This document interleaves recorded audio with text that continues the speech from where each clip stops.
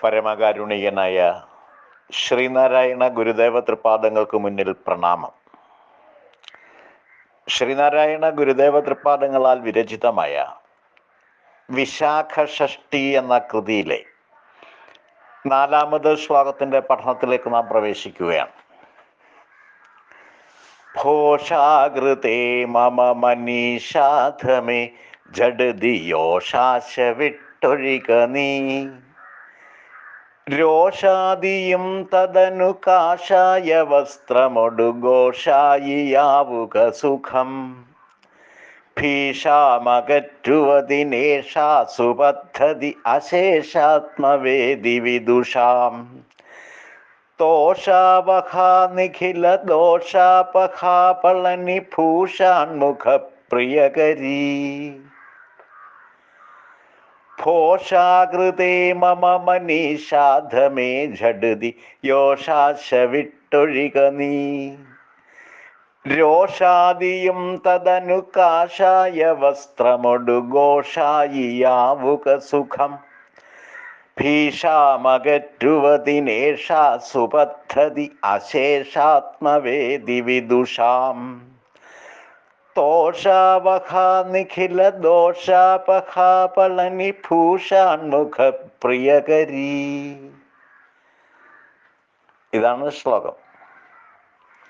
ഭോഷാകൃതേ, പോഴത്തരം ചെയ്യുന്ന പ്രകൃതത്തോടു കൂടിയ, മമ മനീഷാധമേ, എൻ്റെ അധമബുദ്ധിയെ, ജഡുതി വേഗം, യോഷാശ വിട്ടൊഴിക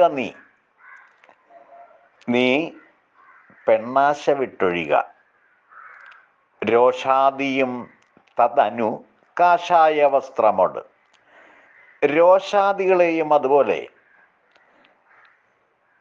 ഉപേക്ഷിക്കുക. ഇവിടെ ഈ രോഷാദികൾ എന്ന് പറഞ്ഞാൽ കാമം, ക്രോധം, ലോഭം, മോഹം, മദം, മാത്സര്യം തുടങ്ങിയ ദുർഗുണങ്ങളാണ്. അവയെല്ലാം ഉപേക്ഷിച്ച് കാഷായ വസ്ത്രമോട്, കാഷായ വസ്ത്രം ധരിച്ച് ഘോഷായി ആവുക സുഖം.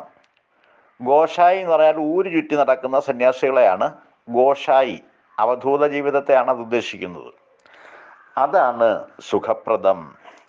ഭീഷാമകറ്റുവതിന്, ഭയങ്ങളെ ഇല്ലാതാക്കി തീർക്കുന്നതിന്, സുപദ്ധതി യേഷ, നല്ല മാർഗം, അതായത് നല്ലൊരു പദ്ധതി ഇതാണ്.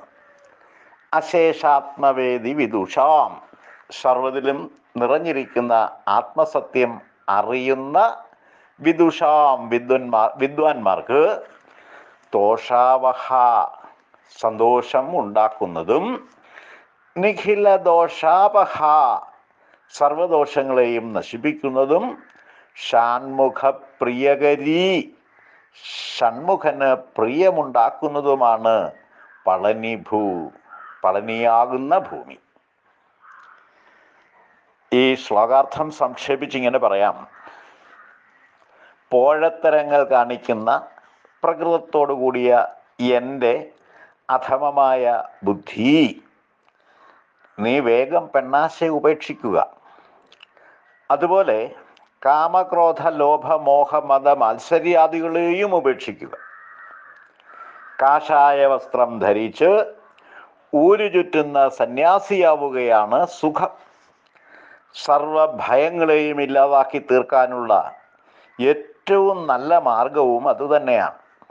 സർവ്വതിലും നിറഞ്ഞു കുടികൊള്ളുന്ന പൊരുളായ ആത്മസത്യത്തെ അറിയുന്ന വിദ്വാൻമാർക്ക് സന്തോഷം പ്രദാനം ചെയ്യുന്നതും സർവദോഷങ്ങളെയും നശിപ്പിക്കുന്നതും ഷൺമുഖന് പ്രിയപ്പെട്ടതുമാണ് പളനി. പെണ്ണാശയും മണ്ണാശയും മനുഷ്യനെ എന്നും ദുഃഖത്തിൽ ആഴ്ത്തിക്കളയും. ഈ രണ്ടാശകളും ഉപേക്ഷിച്ചാൽ യാതൊരുവിധ ഭയങ്ങളും കൂടാതെ സുഖമായി ജീവിക്കാം എന്നാണ് ഗുരു പറഞ്ഞിരിക്കുന്നതെന്ന് പ്രത്യക്ഷത്തിൽ തോന്നുമെങ്കിലും ആത്മീയതയുടെയും ഭൗതികതയുടെയും സമന്വയമാണ് ഗുരുദർശനത്തിൻ്റെ കാതൽ എന്ന കാര്യം വിസ്മരിക്കാവുന്നതല്ല.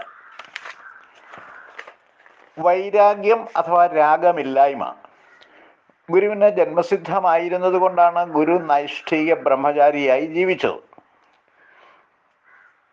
വൈരാഗികളെ കൊണ്ട് ലോകം നിറഞ്ഞാൽ അതൊരിക്കലും ശുഭകരമാവില്ല. ലോകവാഴ്വ് രാഗാധിഷ്ഠിതമാണ്. വൈരാഗ്യമൂർത്തികളായ ശിവനും സുബ്രഹ്മണ്യനും സഭാര്യന്മാരായിരുന്നു എന്നാണ് പുരാണങ്ങളിൽ കാണുന്നത്. ശൈവതത്വപ്പൊരുൾ സാക്ഷാത്കരിച്ച ഗുരു വൈരാഗ്യത്തെ ഔപനിഷദ തലത്തിൽ നിന്നുകൊണ്ടാണ് ഉദാത്തവൽക്കരിച്ചത്. ഈശൻ ജഗത്തെല്ലാം ആവസിക്കുന്നതുകൊണ്ടു നീ ചരിക്കമുക്തനായി ആശിക്കരുതാരുടെയും ധനം എന്നുപദേശിച്ച ഗുരു തന്നെയാണ് മണ്ണാശയും പെണ്ണാശയും ഉപേക്ഷിക്കാൻ സ്വന്തം മനസ്സിന് നിർദ്ദേശം നൽകിയത്. അർദ്ധനാരീശ്വര ഭാവത്തിൽ വിരാജിക്കുന്ന ശിവന്റെ അനുഗ്രഹത്തിനു വേണ്ടി പ്രാർത്ഥിച്ച ഗുരു തന്നെയാണ് പളനിവാസനായ മുരുകന്റെ അനുഗ്രഹത്തിനു വേണ്ടിയും പ്രാർത്ഥിച്ചത്. ഇതിന് പിന്നിലുള്ള താത്വിക രഹസ്യം പുരാണ കഥകളിൽ അന്യാപദേശ മറയിൽ പൊതിഞ്ഞ് അവതരിപ്പിക്കപ്പെട്ടിട്ടുണ്ട്.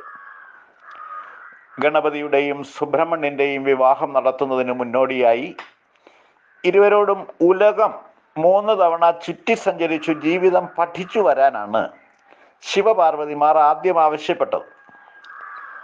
അതിൻ പ്രകാരം ഗണപതി മാതാപിതാക്കളെ ഉലകമായി സങ്കല്പിച്ച് അവരെ 3 പ്രദക്ഷിണം ചെയ്ത് വിവാഹാനുമതി സമ്പാദിക്കുകയും ബുദ്ധിദേവിയെയും സിദ്ധിദേവിയെയും വിവാഹം കഴിക്കുകയും ചെയ്തപ്പോൾ മാമയിലിൻ്റെ പുറത്തു കയറി 3 തവണ ലോകം ചുറ്റിക്കറങ്ങി വന്ന സുബ്രഹ്മണ്യൻ ഗണപതിയുടെ കുറുക്കുവഴിയിലൂടെയുള്ള വിജയത്തിൽ നിരാശനായി പളനിയിൽ വാസമുറപ്പിച്ചു എന്നാണ് പുരാണങ്ങളിൽ കാണുന്നത്.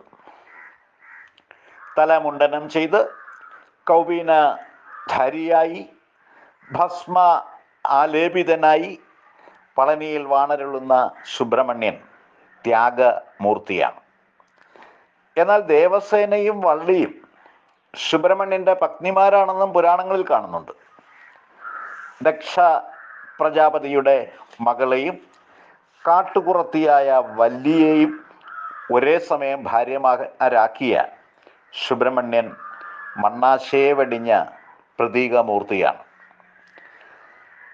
മാതാപിതാക്കളെ ഉലകമായി ഭാവന ചെയ്യുകയും ബുദ്ധി സിദ്ധി എന്നീ വനിതാരത്നങ്ങളെ ഭാര്യമാരാക്കുകയും ചെയ്ത ഗണപതിയും ഉലകത്തെ ഉലകമായി തന്നെ ഭാവന ചെയ്ത് 3 പ്രദക്ഷിണം ചെയ്ത് പന്തയത്തിൽ പരാജയപ്പെടുകയും കൗപീനധാരിയായി നിത്യവൈരാഗിയായി പരിണമിക്കുകയും ചെയ്ത സുബ്രഹ്മണ്യനും പ്രതീക കഥാപാത്രങ്ങളാണ്.